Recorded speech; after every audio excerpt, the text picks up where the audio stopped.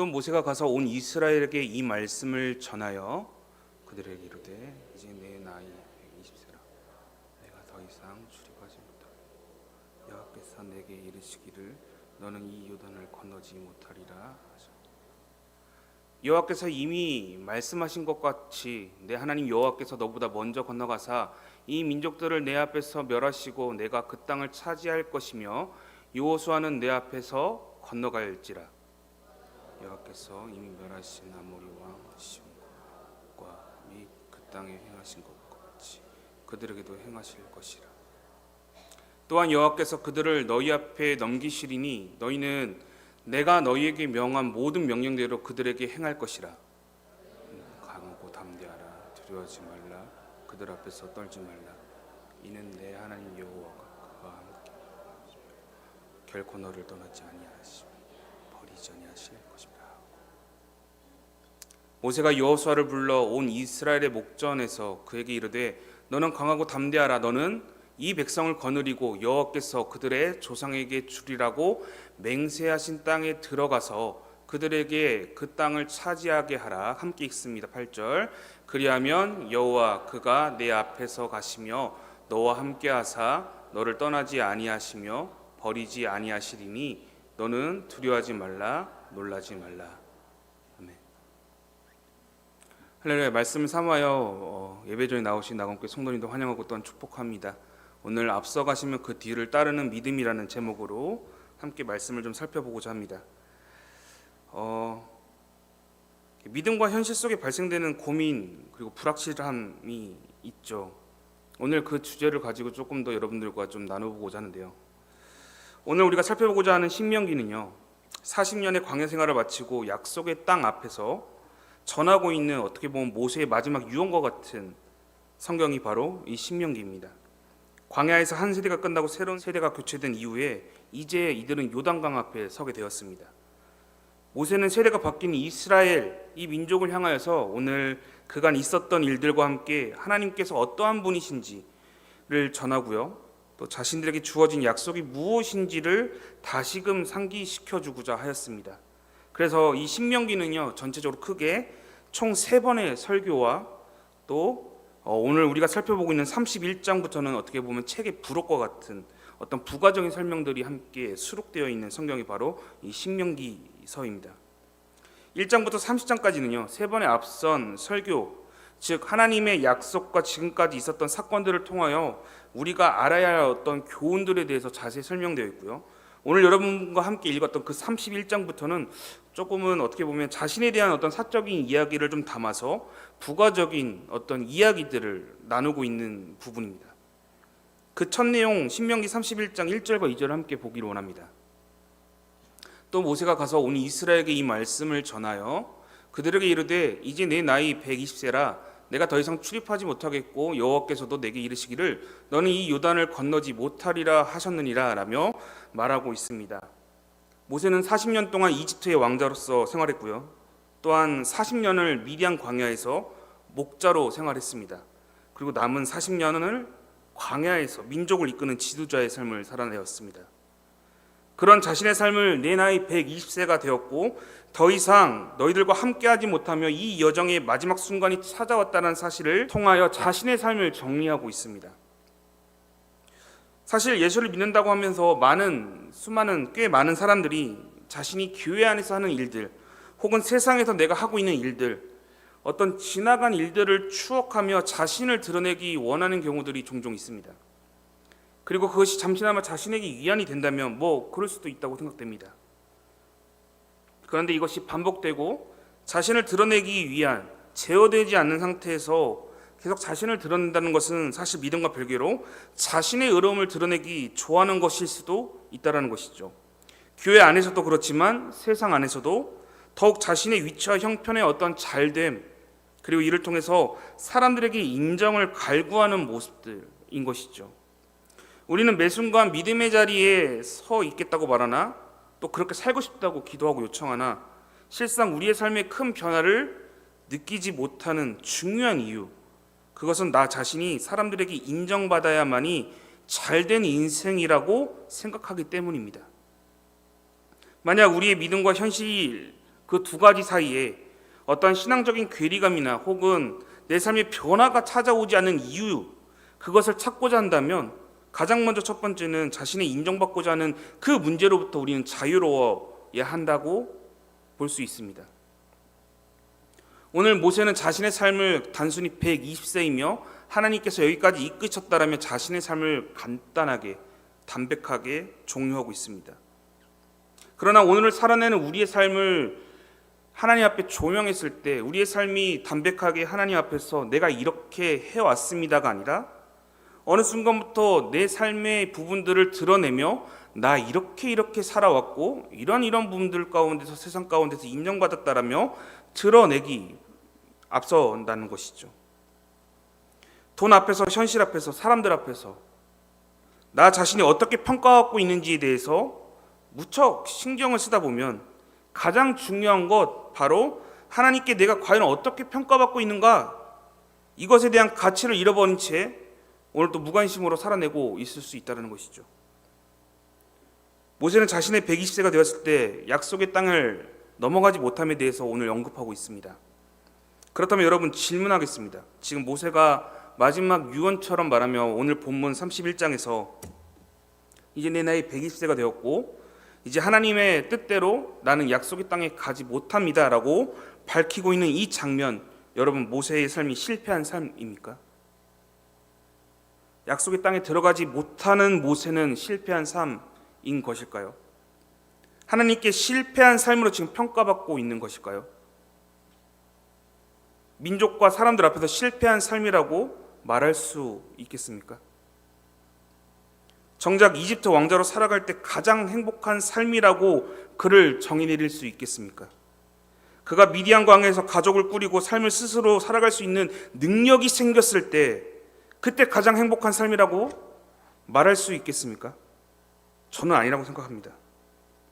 세상의 기준에서는 맞다라고 말할 수 있겠지만 말씀을 비추어냈을 때 아니라고 말하는 것이 말씀을 전하는 목회자로서의 소신이라고 생각됩니다. 모세는 자신의 세상적인 세상적으로 주목받는 것에 신경 쓰고 있지 않고 지금 오히려 무엇에 주목하고 있냐면 하나님께 주목하고 있습니다. 그렇게 그는 약속의 땅에 들어가지 못함에도 불구하고 요단을 건너지 못함에도 불구하고 아쉬워하지 않고 오히려 이 약속의 땅 입구까지 이끌어 오셨던 분이 누구이신가, 그리고 자신과 이 민족을 여기까지 이끄셨던 그 분의 음성을 귀 기울이려고 노력하였습니다. 세상이 나를 볼 것에 주목하고 있는 것이 아니라 하나님이 나를 주목할 것에 대해서 그는 바라보았고, 세상의 기준으로 세상을 바라본 것이 아니라 하나님의 기준으로 끊임없이 그는 그 하나님의 음성에 귀 기울였다는 것이죠. 그것으로 지금 모세는 자신의 삶을 정의하고 있습니다. 사랑하는 성도 여러분, 우리 역시도 모세처럼 하나님 앞에서 최선을 다한 자신의 이야기 이렇게 담백하게 담아내실 수 있으신지 한번 질문해 보고 싶습니다. 나의 삶의 인정받음을, 그곳에 가치를 두며 오늘을 살아내고 거기에 삶을 우선시하고 있는지, 아니면 하나님께 인정받는 자리, 그 자리를 분별함으로 돌이켜 오늘 또 살아내고 있는지 여러분들의 삶을 스스로 살펴보는 귀한 시간이 있었으면 좋겠습니다.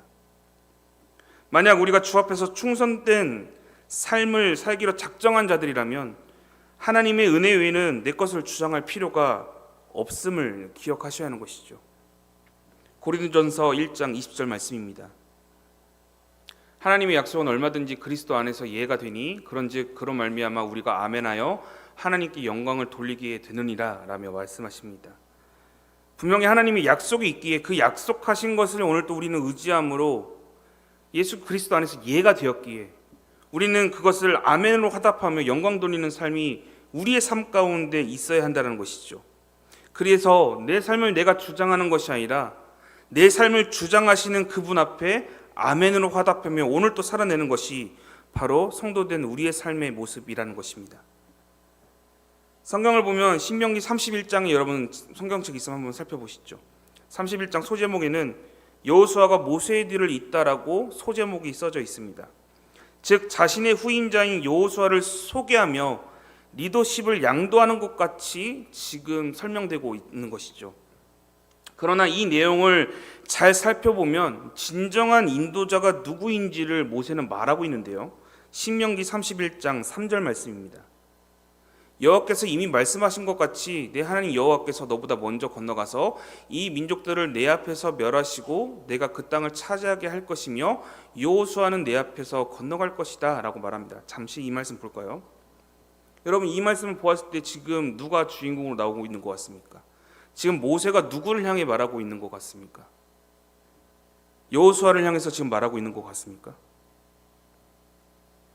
우리가 알다시피 여호수아가 모세를 이은 리더가 되어서 요단강을 넘어서 여러 전쟁을 치르게 될 것입니다.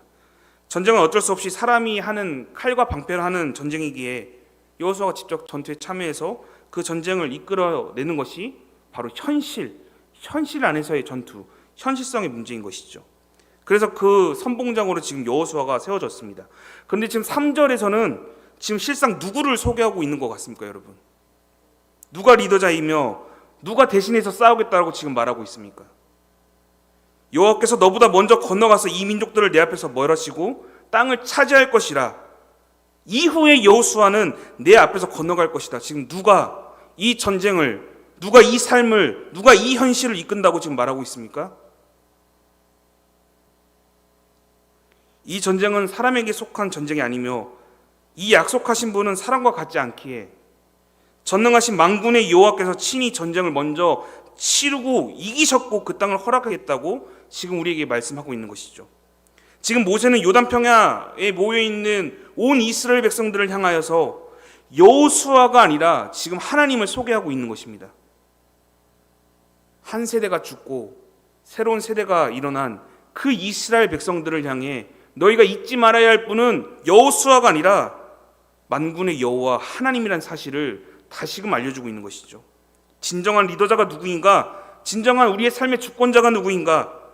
누가 앞서 이 일을 행하시고 있는 것인가? 모세는 이것을 말하고 있는 것이죠.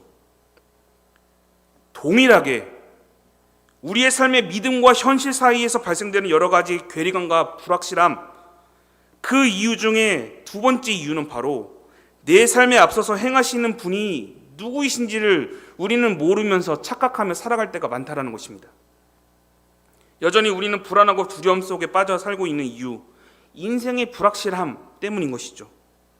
그렇기에 우리는 내 인생이 무언가 확실한 기준과 명백한 설계, 명료한 설명이 있지 않으면 오늘도 우리는 불안합니다. 눈에 보이는 것이라면 조금이라도 낫겠는데 눈에 보이지 않는다면 더욱 흔들리고 좌절하는 것이 우리 인생입니다. 물론 눈에 보인다고 해서, 미래를 안다고 해서 그 불확실함으로부터 자유할 수 있는 것은 아닙니다. 이스라엘 광야 그 1세대는요, 자신들이 광야에서 언제 죽을지 어떻게 될지 불확실함 가운데서 살아갔습니다. 그들에게 약속이 없었던 것일까요? 아닙니다. 약속은 있었습니다. 약속이 있다 할지라도 그들은 보이지 않는 것에 여전히 불안해하며 살았습니다. 자신들 앞에 약속의 땅이 있다라는 그 존재도 알고 있었지만 그들은 끊임없이 의심하였습니다. 홍해를 건너 구원받았다는 그 놀라운 은혜, 하나님이 앞서 불기둥과 구름기둥으로 끊임없이 그들을 인도하고 계시고 또 그들에게 따라올 것을 말씀하셨습니다. 그렇게 되면 분명히 안전할 것이며 분명히 그들의 삶을 확신시켜주겠다고 하나님은 말씀하시며 그들의 삶을 인도하셨습니다. 그런데 확실하게 말씀하셨던 하나님과 달리 불확실함으로 살아갔던 것은 누구였습니까, 여러분? 백성들이었습니다.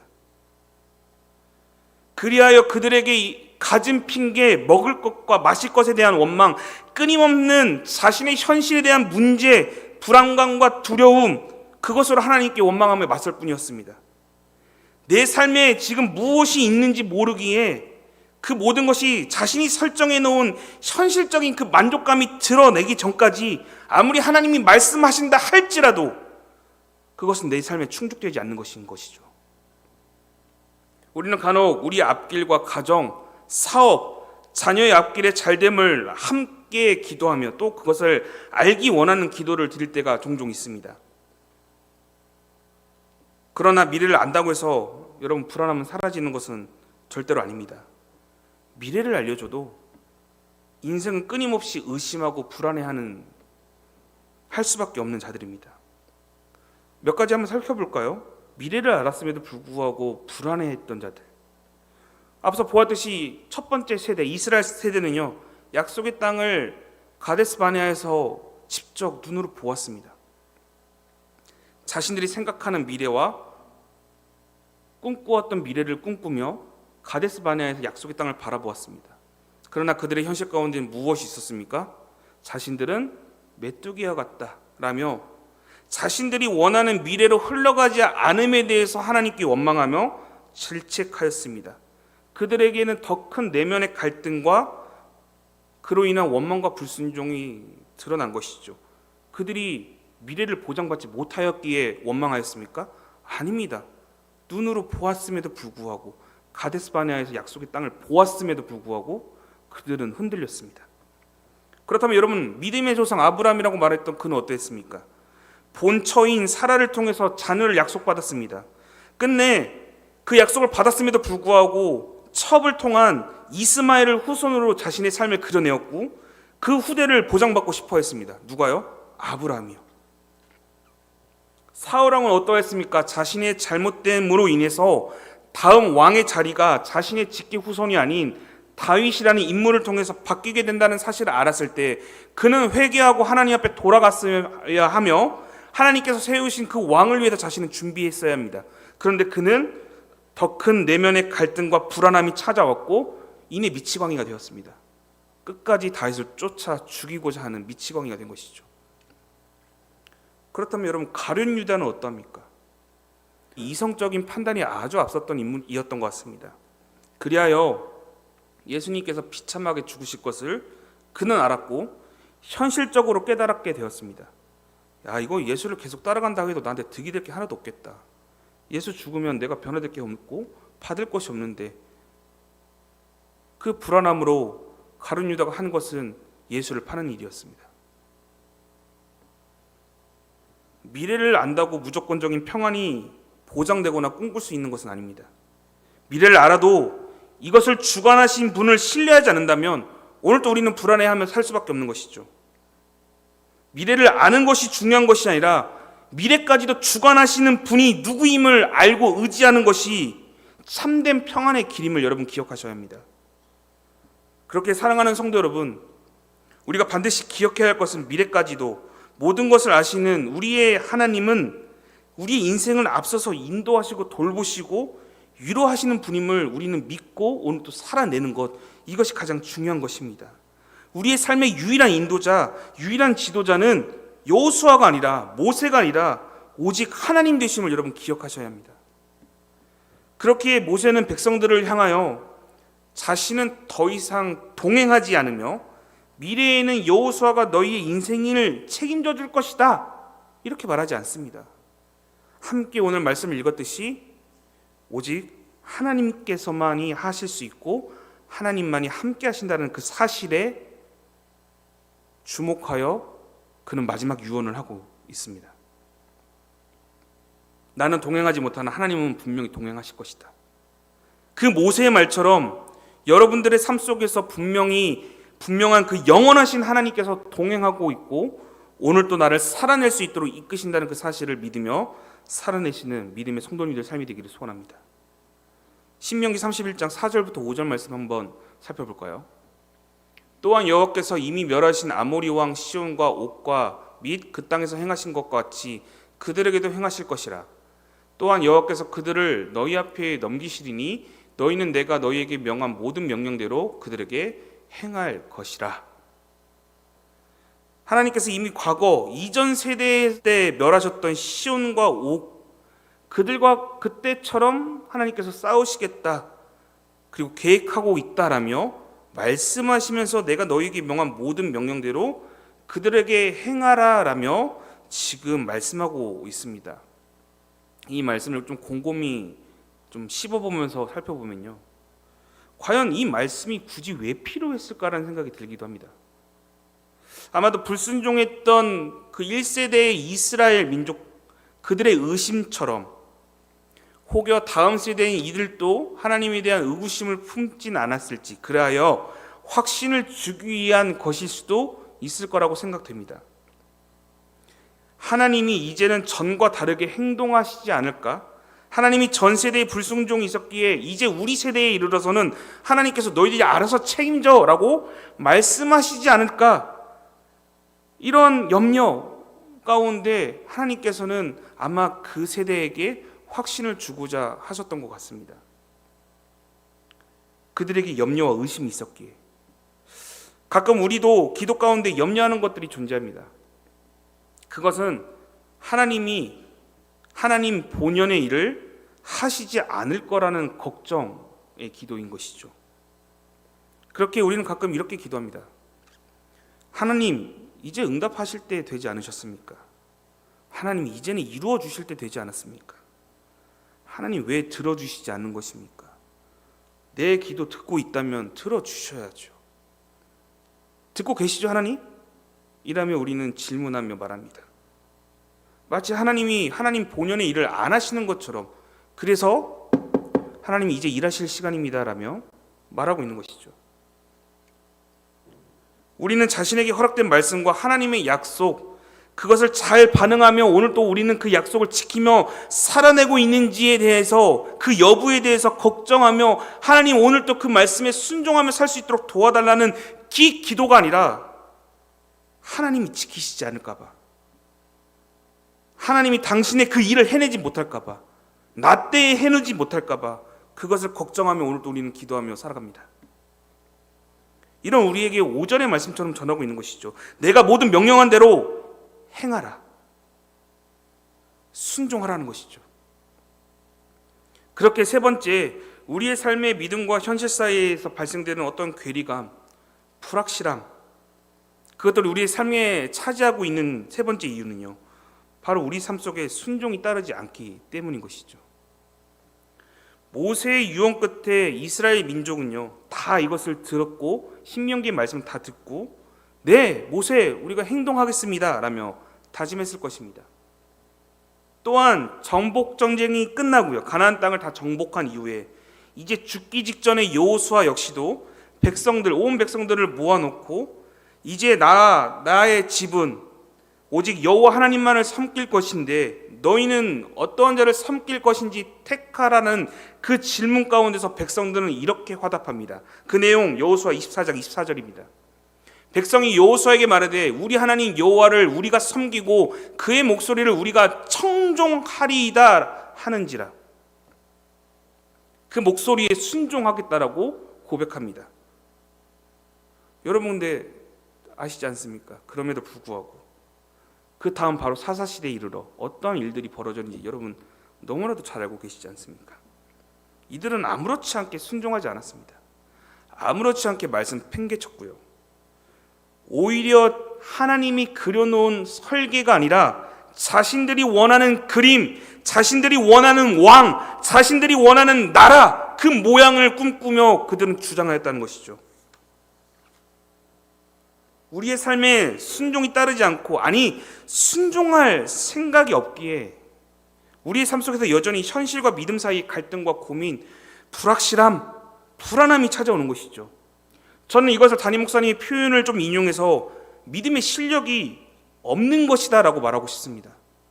믿음의 실력이 우리에게 사실 갖춰지지 않았기 때문에 현실과 믿음 사이에 이 괴리감과 불확실함에 떨고 있는 이유는 우리의 믿음의 실력이 그 정도밖에 되지 않기 때문인 것이죠. 그런데 놀랍게도 저의 이런 막무가내 같은 말과 상관없이 하나님은 놀랍게도 이런 자들이라 할지라도 포기하지 않으시고 사랑하십니다. 그리고 말씀하시는 것이죠. 신명기 31장 6절 말씀입니다. 너희는 강하고 담대하라. 두려워하지 말라. 그들 앞에서 떨지 말라. 이는 내 하나님 여호와 그가 너와 함께 가시며 결코 너를 떠나지 아니하시며 버리지 아니할 것입니다. 강하고 담대하고 두려워하지 말라고 말합니다. 그렇게 해서 오늘 우리가 이 순종하며 살기 위한 필요한 것이 무엇이냐면 강하고 담대하며 두려워하지 않는 것입니다. 여러분, 그렇다면 이스라엘 백성들 악했기 때문에 순종하지 못한 것일까요? 더불어서 오늘을 살아가는 우리 역시도 순종하지 못한 이유가 악하기 때문에 말씀대로 살지 못하는 것일까요? 우리가 너무 악하기에. 악해서가 아니라 약해서입니다. 너무나도 약해서 흔들리고 두려워하고 불확실함에 좌절함에 오늘도 우리는 살아내고 있는 것입니다. 그렇게 우리에게 역시 필요한 것은 이스라엘 백성에게 말씀하셨던 것처럼, 또 이스라엘 백성들이 약했기 때문에 하나님의 강함을 인정하고 그분을 의지하라고 말씀하셨던 것처럼 우리 역시도 내 삶 가운데서 강하고 담대할 수 있는 그 하나님의 말씀이 필요하다는 것이죠. 우리는 약하기에 그 하나님의 강함을 인정하고 그분을 의지하며 오늘도 우리는 살아내야 하는 것입니다. 내 인생은 어쩔 수 없이 내가 할 수 없는 약함이 있다는 것을 인정하며 사는 것이 중요하다는 것이죠. 얼마 전에 가까운 어떤 사람과 제가 현실적인 문제로 좀 작은 마찰이 있던 적이 있었습니다. 현실은 녹록치 않으며 믿음도 필요하지만 어떠한 현실적인 대안이 없다면 그것은 책임감이 없는 것이다 라는 말을 듣게 되었습니다.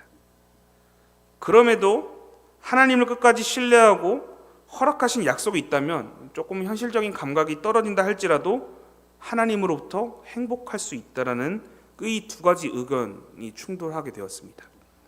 그렇다면 여러분께 잠시나마 질문해 보겠습니다. 둘 중에 어떤 의견이 맞다고 생각되십니까? 전자입니까? 후자입니까? 다시 한번 말씀드리겠습니다. 현실은 녹록치 않고 믿음도 필요한 건 알겠는데 현실적인 대안이 없다면 그것은 책임감 없는 삶이다. 그것이 첫 번째고요. 두 번째는 그럼에도 하나님을 끝까지 신뢰하고 허락하신 약속이 분명하다면 현실적인 감각이 좀 더 떨어진다 할지라도 우리는 하나님으로부터 행복할 수 있다. 여러분 어떤 것이 답인 것 같습니까? 전자입니까? 후자입니까? 전자입니까? 그로부터 며칠 후 제가 좀 정리할 것이 있어서 최근에 여행을 좀 다녀왔습니다. 잘 정리하였고 목회자로서 포기하지 못하는 신념에 대해서 차근히 정리를 하였고 모든 것이 정리되었습니다. 그렇게 해서 1박 2일 아주 알뜰하게 이 여행을 제가 보내고 왔는데요. 제 수중에 20여만 원이 있었습니다. 그 여행을 이제 즐겼는데요.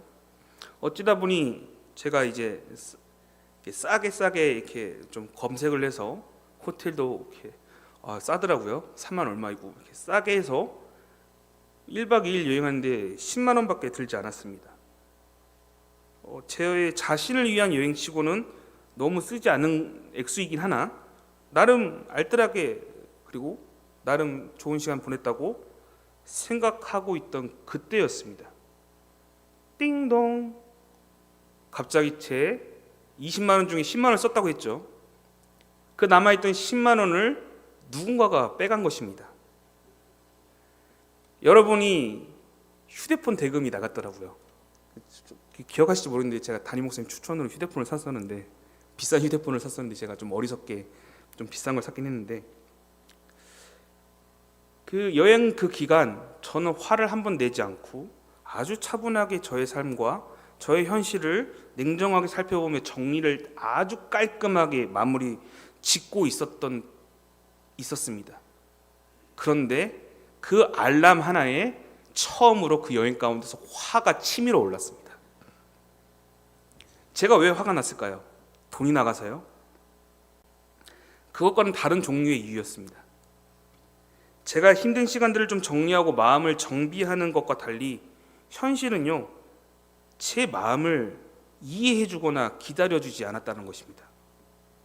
나의 모든 이유와 나의 모든 상황과 나의 어떤 마음의 상태에 지친 심신의 위로라는 어떤 당위성, 어떠한 정의와 의미와 여러 가지 의미를 부합하여 가져왔던 그 모든 것들이요, 현실은 그거와 상관없이 무참하게 자신의 현실대로 돌아가는 것을 보았습니다. 그때 제게 철학적이면서도 정말 어려운 난제가 빠지게 되었습니다. 앞서 다투었다고 했지 않습니까? 현실적인 대안이 없다면 믿음이 있다 한들 그건 책임감 없는 사람이다. 그 말이 제게 떠올랐습니다. 물질 앞에서 아주 형편없고 현실적인 삶 가운데서 아주 형편없는 초라해진 제 자신의 모습을 보면서 너무나도 형편없게 보였습니다.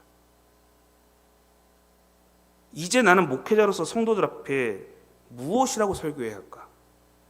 여러분, 경제적이고 현실적인 능력 우선시하는 거 괜찮습니다라고 설교를 바꿔야 하는 것일까?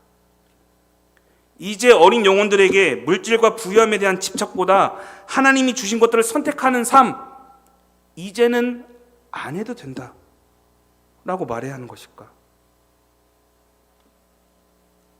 어느 정도 물질과 타협하면서, 현실과 타협하면서, 경제적인 것과 타협하면서 살아도 상관없다라고 말해야 하는 것일까? 이제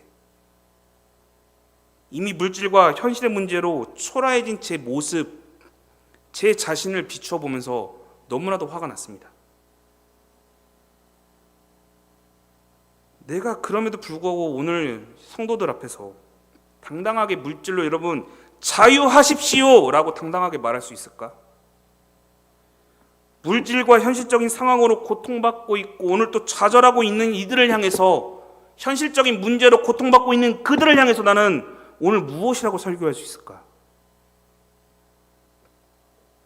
과연 이런 상황 가운데서 예수님이라면 무엇이라고 말씀하셨을까? 끊임없이 묵상하였습니다. 한 주간. 그런데 오늘 이 말씀처럼요, 자신의 약함을 인정하는 것 외에 방법이 없더라고요. 나의 약함을 인정하고 하나님의 강함을 인정하는 것 외에 다른 방법이 없음을 발견하게 되었습니다. 이 말이 여러분들에게 위로가 되지 않을 수도 있습니다. 현실의 문제 가운데서. 그런데 저는요, 이 말보다 더 큰 위로가 없다는 사실을 발견하게 되었습니다. 역대하 14장 11절 말씀입니다.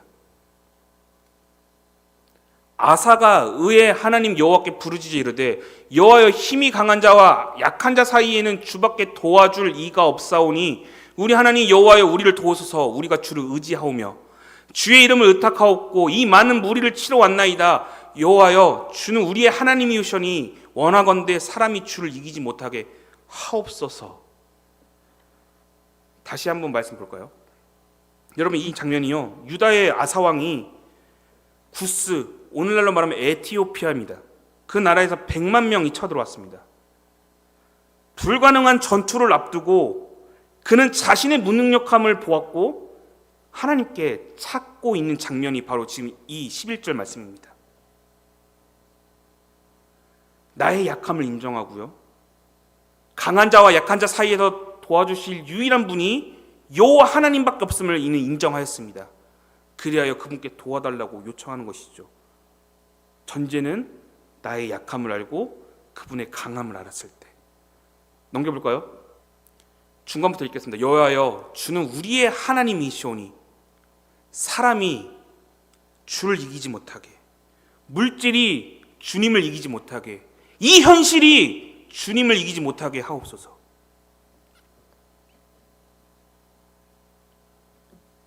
하나님을 인정했을 그때의 이 아사왕은 이 전쟁에서 터무니없이 승리하게 되었습니다. 물론 제가 이 말을 통해서 여러분, 하나님께 무조건 부르짖으면 모든 것이 풍족해지고 여러분들의 현실적인 문제가 다 해결될 수 있습니다, 자유할 수 있습니다 라고 감히 말할 수는 없습니다.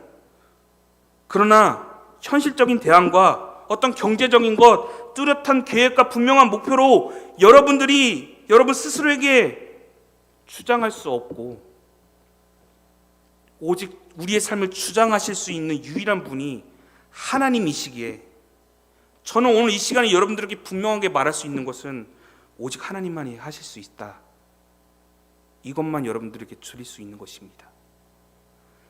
제 메시지 가운데 현실적인 대안 하나 없고 삶의 어려움 가운데 방안을 내놓아라, 저는 그 방안에 오직 하나님만이 하실 수 있다, 이 답 외에는 드릴 수 있는 답이 없다라는 것이죠. 여러분들이 겪고 있는 그 현실적인 문제와 어려움, 삶의 고뇌와 좌절, 그 누구도 여러분 답해 줄 수 없습니다. 그 누구도 해결해 줄 수 없고요. 그럼에도 불구하고 우리가 하나님의 자녀임을 잊지 않고 그분께서 우리를 도우시고 이것을 이겨내실 수 있도록 하실 분이라는 사실을 오늘 또 우리는 확신하며 살아내야 한다는 것이죠. 잠언 3장 6절 말씀입니다. 제가 읽겠습니다. 너는 범사에 그를 인정하라. 그리하면 내 길을 지도하시리라. 범사에, 평상시에, 어려울 때만 하지 말고 평상시에, 범사에 그를 인정하며 살라고 말합니다. 그분을 인정한다면, 그분이 강함을 인정한다면 순종은 자연스럽게 따라오게 되는 것이죠. 우리의 삶 속에서 하나님을 인정하게 된다면 순종은 당연하게 따라올 수밖에 없습니다. 왜냐하면 인정하기에 그 인정된 그 하나님을 향해 우린 자연스러운 행동, 바로 순종이 따라올 수밖에 없다는 것이죠. 그리하여 오늘 우리는 인정하며 또한 순종하며 살아가야 합니다. 그리고 그 방법이 바로 앞서 보았듯이 강하고 담대하는 것입니다. 이것은 내 힘으로 하는 것이 아니라 주 안에서만 가능합니다. 그 내용 본문의 말씀 신명기 31장 6절 말씀 다시 한 번 더 살펴보겠습니다. 너는 강하고 담대하라. 두려워하지 말라. 그들 앞에서 떨지 말라. 이는 내 하나님 여호와 그가 너와 함께 가시며 결코 너를 떠나지 아니하시며 버리지 아니하실 것임이라. 잠시 이 말씀 볼까요? 이 말씀 가운데 보시면 세 번째 줄을 보시면 이는 이라고 써 있습니다. 이것을 정확하게 해석하면 왜냐하면이라는 의미가 됩니다. 너희가 강하고 담대하고 두려워하지 말아야 할 그 이유에 대해서 왜냐하면이라며 지금 뒤에 부가적으로 설명하고 있습니다. 그 이유에 대해서 하나님께서 함께 하시고 결코 떠나지 아니하시고 고아와 같이 버리시지 않으실 것이기 때문에 너희는 두려워하지 말고 담대히 강하게 하라고 말씀하고 있는 것이죠. 그렇게 여러분 어떤 상황과 어떤 형편, 현실적인 어떤 문제와 좌절 그것과 상관없이 우리를 향해 담대하고 강하게 이끄시는 그 하나님을 오늘도 우리는 신뢰하며 살아야 함을 기억하셨으면 좋겠습니다. 왜냐하면 그 현실과 그 어려움, 말 못하는 여러분들의 그 삶의 비참함, 그 어떤 그 문제들 하나님은 그것보다 더 크고 위대하시기 때문입니다. 하나님은 우리를 향해 난간에 부딪히고 어려움이 마주할 때마다 낙심할 필요가 없는 이유에 대해서 내가 그 상황 다 바꿔주고 내가 원수까지도 다 없애줄게 그렇게 설명하시는 분은 아니십니다. 그 문제들이 내 눈앞에 치워줌으로 인해서 나를 강하고 담대하게 만들어주시겠다고 절대로 그렇게 말씀하시지 않으십니다. 오히려 하나님은 자신이 우리와 동행함으로 그 문제들을 이겨낼 수 있도록 뛰어넘을 수 있도록 하시겠다고 말씀하고 있습니다. 자시요, 여러분 오해하시면 안 됩니다. 하나님은 지금 짜잔 나타나서 여러분들의 삶을 내가 다 바꿔주겠다, 너희들의 원수까지 내가 다 치워버리겠다라고 약속하시는 것이 아니라 그 문제는 그대로 있고요, 그 문제와 상관없이 하나님이 나와 함께 하시겠다는 것을 약속하고 있다고요. 여러분 잘 알고 계신 시편 23편 내가 음침한 골짜기를 다닌다 할지라도 해를 두려워하지 않을 것은 주께서 나와 함께 하십니다. 이 말씀 여러분 잘 기억하고 있죠? 유명하니까. 분명한 것은 여러분 믿는 자들도 음침한 골짜기를 지나갈 수 있다는 것입니다. 왜 우리의 삶에 음침한 골짜기가 있으면 안 되는 것입니까? 우리 삶에도 음침한 골짜기는 분명히 존재합니다. 그런데 우리의 삶 가운데서 그 음침한 골짜기를 주목하며 오늘 또 지나가는 것이 아니라 그 음침한 골짜기를 지나갈 수 있도록 나를 이끄시는 목자를 주목하며 오늘 우리는 살아야 한다는 것입니다. 문제의 원인과 그 해결만을 쫓는 것이 아니라 그것은 다음 문제이고요, 이거를 해결해 주실 수 있는 유일한 분, 나의 삶의 동행자, 그분이 누구인가를 우리는 오늘 또 목격하며 주목하며 살아야 한다는 것이죠. 그것을 바라보지도 않고 고백해보지도 않고 터무니없이 오늘 이 이스라엘 백성들처럼 불순종의 삶 가운데서 하나님을 원망하며 살아내서는 안 되고, 그럼에도 불구하고 이 사망의 음침한 골짜기를 지나간다 할지라도 나를 버리지 않고 이끄실 그 하나님께 주목하는 삶, 그것이 오늘 이 비현실적이고 우리의 삶을 비틀어 꼬는 이 현실과 암울한 상황 가운데서 믿음을 지켜낼 수 있는 방법이라고요.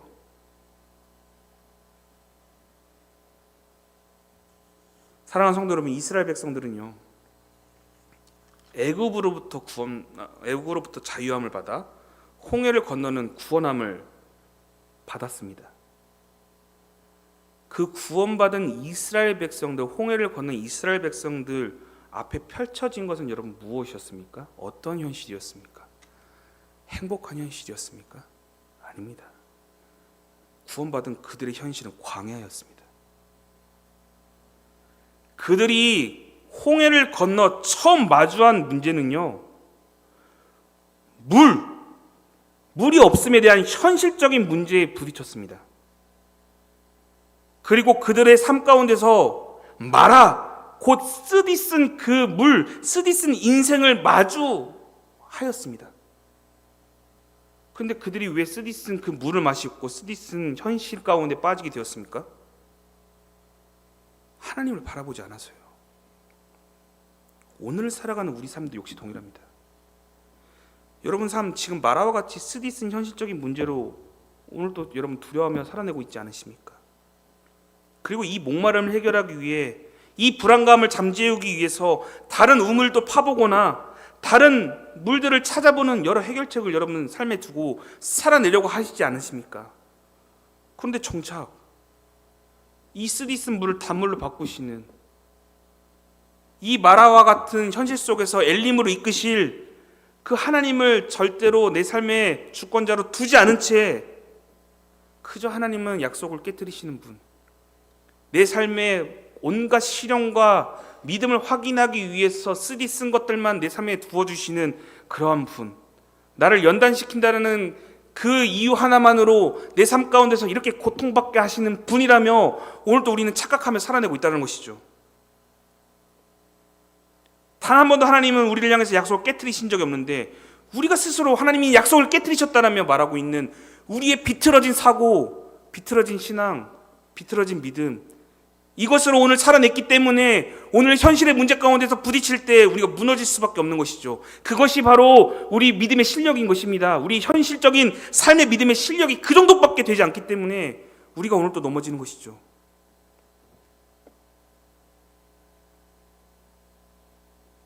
오늘 여러분과 총 3가지를 살펴보았습니다. 첫 번째는 하나님이 아닌 세상에 인정받고자 하는 우리들의 문제. 두 번째, 내 삶에 일하시는 분을 모른 채 살아가는 우리의 모습들. 세 번째, 삶의 순종도, 인정도 하지 않는 모습 가운데서 이 현실에서 참된 패배를 맛보는 그런 믿음의 실력을 가지고 살아내고 있음을 함께 살펴보게 되었습니다.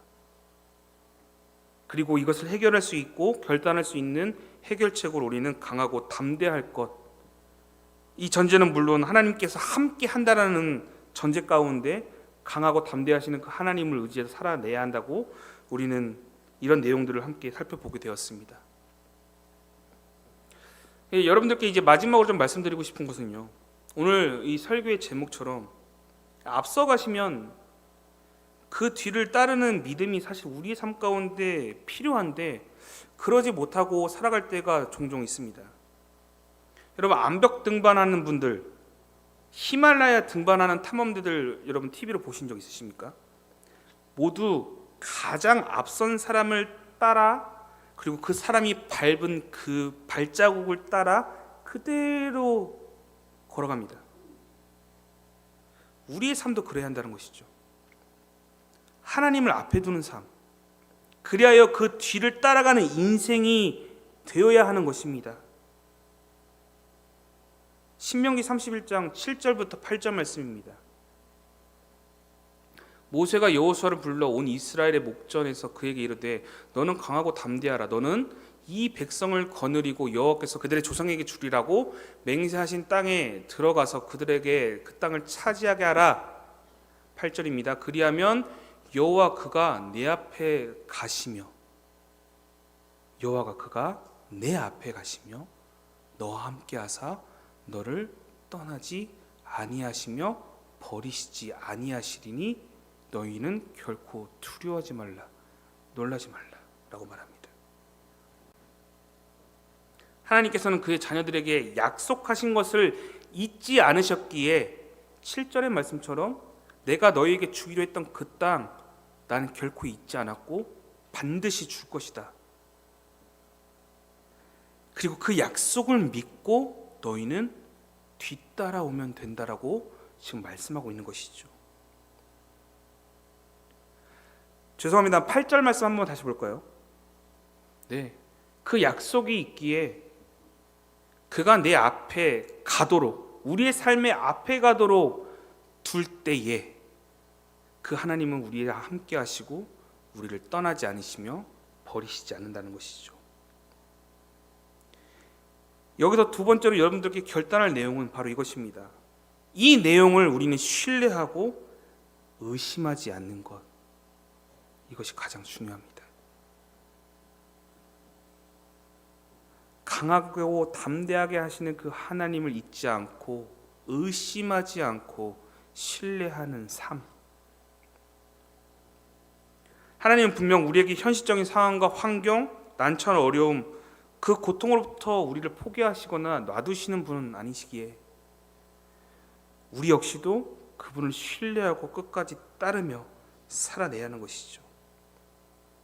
오늘 여러분들의 시선과 마음이 하나님께 주목되며 집중되며 신뢰하고 의심하지 않으며 오늘을 살아내었으면 좋겠습니다.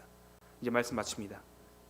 앞서 말했듯이 신명기 2:31장은 모세가 여호수아에게 리더십을 양도하는 것처럼 보이지만 사실은 그 내용을 잘 살펴보면 우리의 진정한 리더자가 누구이며 우리의 삶의 주권자가 누구이며 사실 우리의 삶을 인도하시는 분이 누구이신지에 대해서 말해주고 있습니다. 이제 여러분도 여러분들의 삶 가운데 보이는 것들, 보이는 여호수아, 보이는 현실, 보이는 문제, 그것에 주목하며 살아내지 말고요, 하나님께 초점을 맞추어 여러분들의 가정을 돌보시고 여러분들의 사업체를 돌보시고 여러분들의 자녀를 기르시는 그 믿음의 시간들이 있었으면 좋겠습니다. 뿐만 아니라 여러분 스스로의 그 중심에도 하나님께 맞춰져 하나님의 발자국을 쫓아 뒤따라가는 믿음의 모습들이 여러분들의 삶에 있기를 축복합니다. 기도하겠습니다. 사랑해 주님 감사합니다. 우리의 삶 가운데서 내가 주인 되고 내 삶의 모든 권한이 마치 내 거인 것처럼 살아가는 우리의 어리석은 모습들을 발견하게 됩니다. 이스라엘 백성들처럼 하나님께 순종치 않고 의심하고 매일의 삶 가운데서 하나님께 내 삶을 내어드리지 못하는 우리의 불충한 이 모습, 이 믿음을 주님 용서하여 주시옵소서. 이 저녁 함께 기도할 때에 주님 앞에 마음 다하여 고백했던 지난 시간들의 우리의 고백들이 다 무너지지 않고 이제금 다시 하나님께 새롭게 고백함으로 하나님 내가 결단하겠습니다. 하나님 내가 다시는 하나님 곁을 떠나지 아니하며 현실의 문제보다 하나님께서 내게 주고자 하시는 그 메시지에 내가 말씀 가운데 주목하며 살아낼 수 있는 용기와 담대함과 강한 믿음을 구하는 이 저녁 될 수 있도록 주여 함께하여 주시옵소서. 감사드립니다. 사랑이 많으신 예수님의 이름으로 기도드립니다. 여러분 오늘 말씀처럼요, 여러분 세상의 인정과 세상의 가치, 그것에 혹시 오늘 또 마음 내어 살아내고 있진 않으십니까? 내 삶에서 일하고 계시는 분을 사실 오늘 또 우리는 부정하며 내가 살아내고 있다라고 생각하고 있진 않으십니까?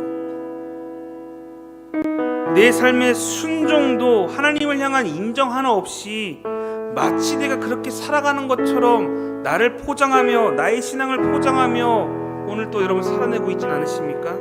그리하여 불확실한 이 시대 가운데 현실 가운데 나의 삶이 흔들리고 좌절되고 불안함 가운데서 살아내고 있진 않으십니까? 믿음의 실력을 드러내지 못하고 오히려 세상 가운데 잡아먹히고 세상의 기준 가운데 여러분들의 삶이 노출되어 있진 않으십니까? 그러면서 내가 어려울 때만 하나님께 나와 도와주십시오.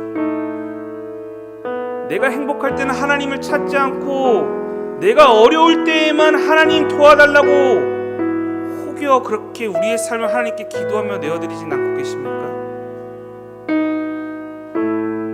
그 모든 삶, 오늘 하나님께서 그러한 초라하고 현실의 문제에 패배감에 빠져있는 그 삶과 상관없이 오늘 우리에게 말씀하십니다. 강하고 담대하라. 내가 너와 함께한다. 오늘 이 말씀을 의지하여 여러분, 우리의 삶에 회개할 것들이 있다면 하나님 우리의 삶을 용서해달라고 회개 요청하시고요. 그리하여 내가 오늘 또 하나님과 의지하여 담대함으로 살아낼 수 있도록 우리의 삶을 좀 결단하시면서 하나님께 우리의 삶을 내어드리는 이 저녁, 이 기도회가 되었으면 좋겠습니다. 그리하여 나의 고백 가운데 하나님의 삶, 하나님께서 인도하시는 것을 뒤따라가겠습니다. 하나님이 원하시는 그 삶 가운데서 내가 살아내겠다는 그 믿음의 고백들을 이 시간 저녁에 함께 있었으면 좋겠습니다. 회개하는 마음으로요, 하나님께 신뢰하겠다고, 의심하지 않겠다라며 고백하며 이 시간 함께 기도하며 나아가도록 하겠습니다. 기도합니다.